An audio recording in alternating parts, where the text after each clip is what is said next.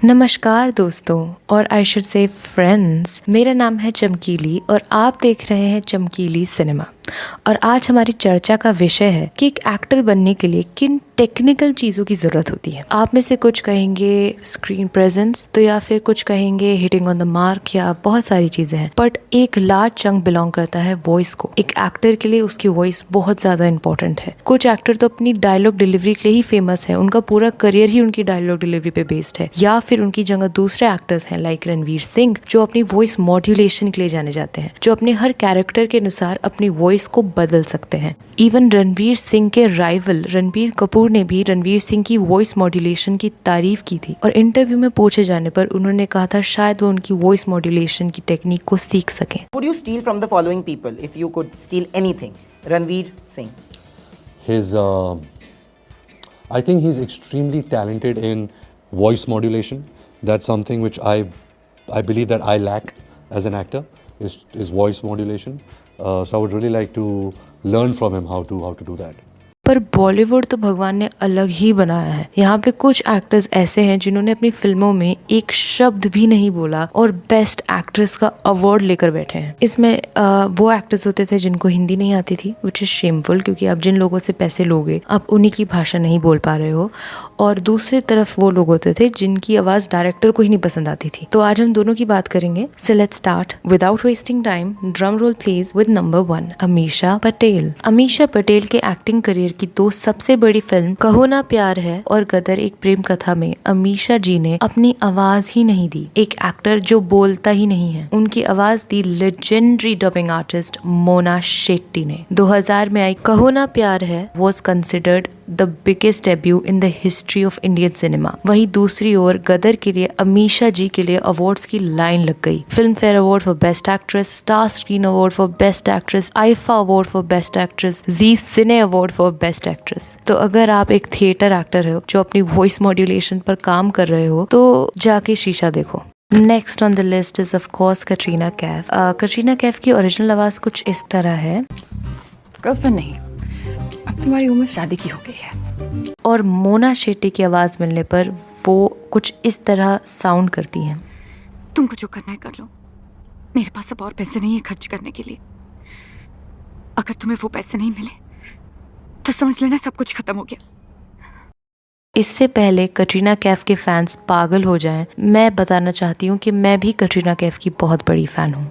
इसमें कोई दो राय नहीं है कि कटरीना एक हम्बल बैकग्राउंड से आई हैं। उन्होंने बहुत कुछ सहा है जिसके लिए मैं उनकी बहुत रिस्पेक्ट करती हूँ। वो बहुत ज़्यादा मेहनती भी हैं। She really works hard in dance rehearsals. और उनकी सिचुएशन कुछ ऐसी थी कि उन्हें अपना नाम बनाना ही था, क्योंकि वह अपने घर में सबसे बड़ी हैं और उन्हें अपना घर संभालना भी है। उनकी छोटी बहन भी थी। All understood. But the thing is, at least in her success, in her fame, she was so popular in 2000s कि कोई उनकी popularity को beat ही नहीं कर सकता था। गांव-गांव में बच्चे को कटरीना कैफ का नाम पता था। But at least in her success, still, if 10%, if not 20%, credit goes to Mona Shetty, who make her sound so pleasant। मतलब लोगों को भरोसा हो गया कि हाँ, जितनी कटरीना कैफ सुंदर दिखती है शायद वो इतना ही सुंदर बोलती भी होगी। 2003 से 2005 में आई उनकी सारी फिल्म डब थी। 2005 के बाद में जो भी फिल्म आई उसमें वो पार्शल डबिंग करती थी और जब क्रिटिसिज्म बढ़ा तो उन्होंने अपनी एक्टिंग में अपनी आवाज का इस्तेमाल करना शुरू कर दिया। अगली actress on the list is Nargis Fakhri.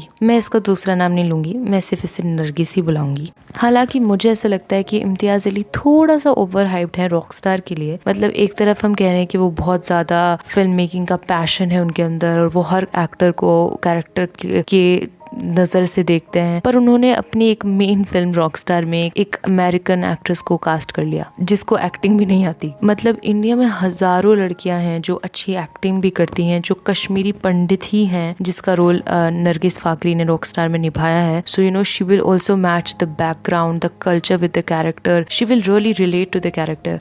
ऊपर से नरगिस के पिताश्री पाकिस्तानी हैं और उनकी मम्मी अमेरिकन है, और फिर भी वो एक इंडियन लड़की का कैरेक्टर प्ले करती हैं जिसके लिए उनका पूरा एक्टिंग करियर स्काई रॉकेटेड हो जाता है। Just imagine if this opportunity was really given to an Indian girl. चलिए अब उन एक्टर्स की बात करते हैं जिनकी आवाज भी अच्छी थी, डायलॉग डिलीवरी भी अच्छी थी, मॉड्यूलेशन भी अच्छी थी, उन्हें हिंदी भी आती थी, पर डायरेक्टर्स ने उनकी आवाज बदलवाई। इस लिस्ट में पहला नाम है रानी मुखर्जी का। आज रानी मुखर्जी कि हस्की और भारी आवाज पर लाखों लोग मरते हैं, पर आपको पता है कि उनकी सबसे बड़ी ब्लॉकबस्टर फिल्म गुलाम 1998 में उनकी आवाज नकली थी। डायरेक्टर विक्रम भट्ट और producer Mukesh Bhatt, I don't like this guys, को लगा कि रानी की असली आवाज बहुत हस्की और मैच्योर्ड है जो उनके क्यूट कैरेक्टर के ऊपर सूट नहीं करेगी, इसीलिए उन्होंने जानबूझकर रानी की आवाज को डब कराया, of course by artist Mona Shetty से। रानी इस फैसले से बहुत दुखी थी, एज शी शुड बी। बाद में जब करण जौहर ने फिल्म कुछ कुछ होता में उनकी असली आवाज यूज की तो वह आवाज रानी का सबसे बड़ा सिग्नेचर स्टाइल बन गई।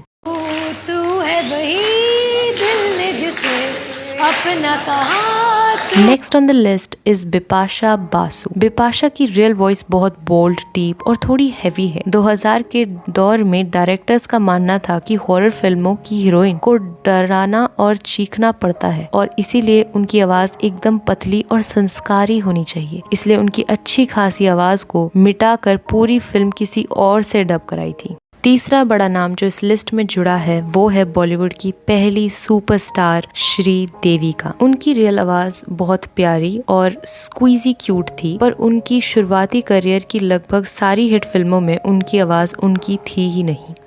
श्रीदेवी साउथ से आई थी, इसीलिए डायरेक्टर को लगता था कि उनका Tamil accent north Indian characters पे सूट नहीं करेगा, इसीलिए हिम्मत वाला और तोहफा जैसी ब्लॉकबस्टर फिल्मों में उन्हें वेटरन एक्ट्रेस नाज ने आवाज दी थी। श्रीदेवी ने पहली बार फिल्म चांदनी 1989 में अपनी असली आवाज दी और लोग उनकी आवाज के भी दीवाने हो गए।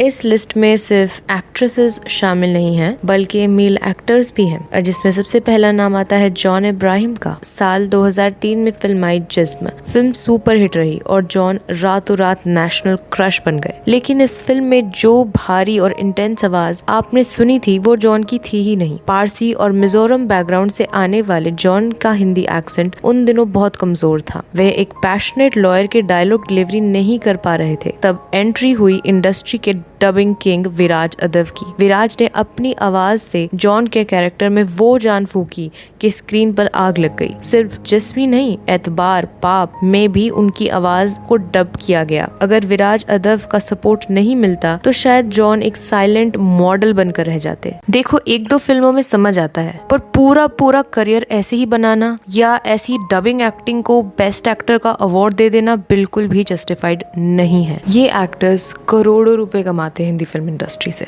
इनकी फ्लॉप फिल्में भी 100 करोड़ का बिजनेस करती हैं। इनकी हर चीज, फैमिली वेकेशंस इनकी फॉरेन में होती है, इनको करोड़ों की ब्रांड डील्स मिलती है, इनकी ओपिनियंस मैटर करती है, और ये सब इन्हें किससे मिलता है? आर्ट से, फिल्म इंडस्ट्री से, सिनेमा से, जिसमें ये अपनी आवाज देने की भी मेहनत नहीं करते। अंत में मैं बस यही कहूंगी, वाणी दीनी और ने अभिनय की ना और पुरस्कार वह पा गया जिसका जग में दौर। That's it for today. See you in the next video. Till then, take care. Bye.